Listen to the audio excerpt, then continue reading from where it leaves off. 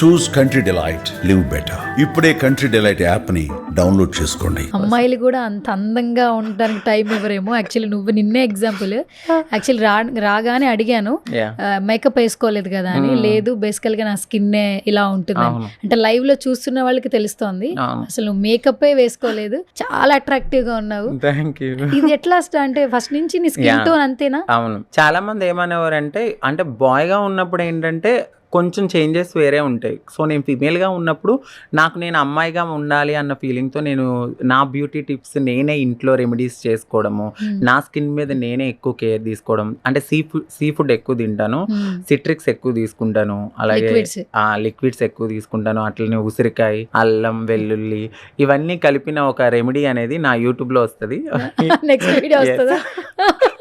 ఆ వీడియోలో చూపిస్తే, ఎందుకంటే చాలా మంది నన్ను అడిగేది ఇదే, అక్క మీ స్కిన్ ఇలాంటివే నేను ఎక్కువ తీసుకుంటూ ఉంటాను. అంటే కొంచెం రైస్ ఒకప్పుడు బాగా తినేదాన్ని, నాకు అనిపించింది ఎందుకు నేను ఇలా అయిపోతున్నాను, సో నేను కూడా అందంగా ఉండాలనుకుంటాను అన్న ఫీలింగ్తో స్కిన్ ఎప్పుడు ఒకేలా ఉండేది.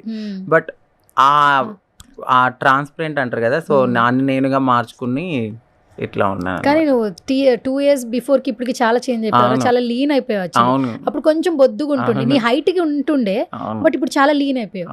అంటే బికాస్ ఆఫ్ కొన్ని దీని వల్ల, లేదా నీకు నువ్వు నేను ఇలా ఉండాలని నువ్వు అంటే ఆ టైంలో చాలా మందికి తెలుసు నేను ఒక ఓపెన్ బుక్. సో ఎప్పుడైతే నాకు పాస్ట్లో మ్యారేజ్ అయిందో ఆ టైంలో నేను ఎమోషనల్ అనేది అంటే బాగానే ఉండే. సో దిష్టి తగిలిందో మరి ఏమో, ఆ టైంలో నేను బ్రేకప్ అయిపోయిన తర్వాత చాలామంది నేను డిప్రెషన్లోకి వెళ్ళిపోతాను అనుకున్నారు. సో నేనే కాదు, మా కమ్యూనిటీలో చాలామంది అలాగే డిప్రెషన్లోకి వెళ్ళిపోయి వాళ్ళు నాకేదో అయిపోయిందని చచ్చిపోయే స్టేజ్కి వెళ్ళిపోయిన వాళ్ళు కూడా ఉన్నారు, చచ్చిపోయిన వాళ్ళు కూడా ఉన్నారు. సో నేనేమనుకున్నానంటే ఒకసారి ఆలోచించుకున్నాను, నేను నా కోసం మారాను, నేను ఆనందంగా ఉండడానికి మారాను. సో నా ఫ్యామిలీని నేను చచ్చిపోతే ఎవరు చూసుకోరు. నా లైఫే కాదు, వేరే లైఫ్లో అమ్మాయిల లైఫ్, మా ట్రాన్స్ లైఫ్లోకి ఎవరు వచ్చినా కూడా మేము చచ్చిపోతే వాళ్ళు వేరే వాళ్ళని పెళ్ళిళ్ళు చేసుకుంటారు, హాయిగా ఉంటారు, వాళ్ళ ఫ్యామిలీతో సంతోషంగా ఉంటారు. బట్ మేమే మా ఫ్యామిలీకి లీడ్ అన్నప్పుడు మేము చనిపోతే ఎట్లా అనేది నేను చాలా క్వశ్చన్స్ వేసుకున్నాను ఒక గదిలో ఉండి. ఎందుకంటే ఆ సిచ్యువేషన్ నేను ఫేస్ చేసిన సిచ్యువేషన్ ఎంత నన్ను అప్రిషియేట్ చేశారో అంతే తిట్లు నాకు వస్తాయి. అది నేను తీసుకోవాల్సిన సిచ్యువేషన్. ఒక్కసారి నేను ఎంత స్ట్రాంగ్గా ఉండాలి అనేది నేను తీసుకుని, ఇది కాదు లైఫ్, ఏదో జరిగింది, గుడ్ ఆర్ బ్యాడ్ ఏదైనా కానీ ఎవరు ఎక్కడున్నా హ్యాపీగా ఉండాలి. వాళ్ళు ఏం చేశారనేది వాళ్ళకి తెలుసు, నేనేంటి అనేది నాకు తెలుసు. ఒకానొక సిచ్యువేషన్లో నెగిటివిటీ నాకు స్ప్రెడ్ అవ్వడానికి కారణమైన ఆ పర్సన్ చెప్పడం బట్టి నేను బయటకు వచ్చి మాట్లాడాను, లేకపోతే నేను మాట్లాడేదని కాదు. నువ్వు లేకుండానే నేను ఒక స్టేజ్కి వెళ్ళిన సో మళ్ళీ నేను ఆ కింద స్థాయికి నేను రాలేను, నీ కోసం నేను ఎగబడి. సో నా లైఫ్ నేను చూసుకున్నాను, నేను హ్యాపీగా ఉన్నాను. నువ్వు వచ్చావు, తర్వాత ఇద్దరి మధ్యన ఏం జరిగింది అనేది నువ్వు బయట పెట్టిన తర్వాత నా యూట్యూబ్లో నేను చెప్పాను. సో అందరికీ తెలుసు నేను ఆ పర్సన్ వల్ల ఇలా అయ్యాను, ఇలా ఉన్నాను, ఇలా చేశాను అని. సో ఈ డిస్టర్బెన్స్ నేను చాలా స్ట్రాంగ్గా తీసుకున్నాను. అందం అనేది మన లైఫ్లో చాలామంది చెప్తారు మనసు చూసి ఇష్టపడ్డా అని, లేదురా, వెరీ రాంగ్. ఒక పర్సన్ మన ముందుకు వచ్చినప్పుడు మన అందాన్ని చూసే, దాని తర్వాత జర్నీలో వాళ్ళ కలిస్తే అప్పుడు, లేదా అది అక్కడితో ఆగిపోతుంది. ఫస్ట్ మనిషికి ఫిజికల్ అపీరియన్స్ చాలా ఇంపార్టెంట్. నేను అది గమనించాను. నేనేంటంటే ఒక హౌస్ వైఫ్ అయిపోయాను, నాకేంటి నేను అందంగా ఉన్నా లేకపోయినా నా భర్తకి నచ్చితే చాలు అనుకున్నాను. బట్ నా భర్తే కాదు, కొంతమంది భర్తల బుద్ధి బయట వేరేగా ఉంటుందని అది మనకు తెలీదు. ఆపోజిట్గా తర్వాత తెలిసిన తర్వాత నేను రియలైజ్ అయ్యాను, బ్రేకప్ అయిపోయింది. కొంచెం హ్యాపీగా ఆలోచించుకున్నాను అనమాట. అంటే హ్యాపీగానే ఆలోచించుకున్నా, బాధగా కాదు, హ్యాపీగానే ఆలోచించుకున్నా.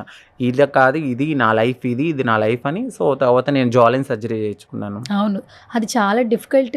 ఎలా చేసావు? చాలా పెయిన్ అసలు, చాలా. అంటే ఫుడ్ నాకు 2 months లేదు, 2 months నేను తినలేను. ఎందుకంటే ఇక్కడున్న దవడలు కట్ చేస్తే ఇక్కడి నుంచి ఇక్కడికి నా దవడలు కొంచెం పెద్దగా ఉండే అప్పుడు. సో అంటే ఆ మేల్ బోన్స్ని కట్ చేయించుకోవడానికి చాలా కష్టపడ్డాను. అంటే చాలా ప్రాబ్లం అని కూడా చెప్పారు నాకు డాక్టరు, చెప్పారు. బట్ లేదు, నేను మారాలి, నన్ను నేను అందంగా మలుచుకోవాలి సార్ అని చెప్తే ఆయన చాలా సపోర్ట్ చేశారు. డాక్టర్ గారు కూడా అందరికీ తెలుసు, పెర్సోనిక్ అని మన మణికొండలో ఉంటుంది, చాలా మంచి డాక్టరు. ఆయన నన్ను బాగా మోటివేట్ చేసి బాగా చేశారు సర్జరీ. దాని తర్వాత నాకు నేనుగా సెల్ఫ్ కాన్ఫిడెన్స్ వచ్చింది, నేను బ్రతకగలను, నేను హ్యాపీగా ఉండగలను. సో నన్ను చాలామంది అన్నారు, నీ ప్లేస్లో మేము ఉంటే చచ్చిపోయే వాళ్ళమని. ఎందుకు చచ్చిపోవాలి? వాడి కోసం మనం మారామా? కాదు కదా, మన కోసం మనం మారాం, మన ఫ్యామిలీని బాగా చూసుకోవడానికి మారాం. ఏదర్ తప్పో రైటో మనం ఇప్పుడు 100 మంది ఒకే రూట్లో వెళ్తే 99 మంది తప్పు అయి ఉండొచ్చు, మనం రైట్ అయి ఉండొచ్చు. సో వాళ్ళు వచ్చి మనం ఎలిగేషన్ చేస్తే మనల్ని మనం ప్రూవ్ చేసుకోవాలి. అంతేగాని లేదు నేను రాంగ్ రూట్లో వెళ్తున్నా కదా అని వాళ్ళతో వెళ్ళిపోతే మనకి వాళ్ళకి తేడా ఉండదు. సో నేను ఆ ఒక్క ఎజెండాతో ముందుకెళ్ళాను. సో ఎవరైతే నన్ను నెగిటివిటీగా ప్రూవ్ చేయాలనుకున్నారో, సో నేను అప్పుడు పబ్లిక్కి వచ్చాను. సో ఆ టైంలోనే నాకు జాయిన్ అయింది. అప్పటి వరకు నేను ఏ విషయాన్ని బయట పెట్టలేదు. నేను చాలా డేర్గా చెప్పా, నువ్వురా ఛానల్స్కి, నేను వస్తా, ఇద్దరం మాట్లాడుకుందాం. సో నువ్వేం బయట పెడితే పెట్టు, నేను కూడా మాట్లాడతా. ఎందుకంటే నేను ఓపెన్ బుక్ అని అదే చెప్పాను. పెళ్ళికి ముందు కానీ, పెళ్ళికి తర్వాత కానీ, పెళ్ళి అయ్యాక కానీ నేను ప్రతిదీ చెప్పే చేశాను, ఏది మోసం చేయలేదు. సో దాని ప్రూఫ్లతో సహా నేను ఉన్నాను కాబట్టి నేను ముందుకొచ్చి మాట్లాడతాను అని అన్నాను. అదే నీకు ఇష్టం లేకపోతే ఒక ట్రాన్స్ లైఫ్లో ఒక అమ్మాయి కాదని మాకు తెలుసు, మేము ఒక సెక్యూరిటీని బిల్డ్ చేసుకోవాలి. ఇటువైపు వాళ్ళ ఫ్యామిలీ ఒప్పుకోరు, ఇటువైపు మా ఫ్యామిలీని ఒప్పించుకోవాలి, మా కమ్యూనిటీని ఒప్పించుకోవాలి. ఈ పర్సన్ అనే పర్సన్ మనతో ఉంటారా ఉండరా అనే గ్యారంటీ లేదు, 100% గ్యారంటీ లేదు.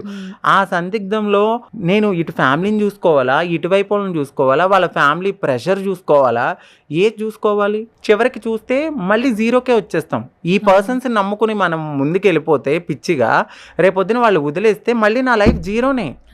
సో నేను అది ఆలోచించుకుని ముందే, ఎంత పెళ్ళైనా పబ్లిక్లో ఉన్నా నాకు ఎక్కడో చిన్న డౌట్, నేను అమ్మాయిని కాదు కదా అనేది. ఆ డౌట్ అనేది ఫ్యామిలీ నుంచే వచ్చింది. యాక్సెప్టెన్సీ లేని ఫ్యామిలీలో నేను ఉండలేను. ఎందుకంటే ఎంతసేపు నేనేదో తినేస్తున్నాను, నాకేదో పెట్టేస్తున్నారు అనే ఆలోచనలో వాళ్ళ ఫ్యామిలీ ఉన్నారు. బట్ ఏం జరుగుతుంది రియాలిటీ తెలియదు. నాకు తెలుసు, ఆపోజిట్ పర్సన్కి తెలుసు, తర్వాత వాళ్ళకి తెలుసు. ఇదంతటినీ నేను తీసుకోలేకపోయాను. సరే ఒక ఫైన్ డే ఆ పర్సన్ ఏం చేశారనేది ఆయనకి తెలుసు, నేను పట్టుకున్నాను. చాలా జరిగినాయి, వేరే కమ్యూనిటీ వాళ్ళతో ఉండడము, నేను పట్టుకున్నాను. సో అది నేను మనసుకి తీసుకోలేకపోయాను. ఇంత నమ్మి, సో నేను కష్టపడేది మన కోసమే. తర్వాత నేను ఈ కమ్యూనిటీ నుంచి హ్యాపీగా దూరంగా ఉండి ఎక్కడో ఇల్లు తీసుకుని ఒక అమ్మాయిని పెంచుకుందాం అనుకున్నాం. అప్పట్లో మేము చిన్న పాపని, బేబీని అడాప్ట్ చేసుకుందాం అని కూడా అన్నీ అనుకున్నాను. బట్ ఏదైతే మనము ఎక్కువ బిలీవ్ చేస్తామో అక్కడే మనకి నమ్మక ద్రోహం అనేది జరుగుతుంది. సో ఈ పర్సన్ అనే పర్సన్ ముందే నన్ను ఒప్పుకోకుండా ఉంటే బాగుండేది. సుమన్ టీవీలో మీ పర్సనల్ అండ్ బిజినెస్ ప్రమోషన్స్ కోసం కింది నెంబర్కి కాంటాక్ట్ చేయండి.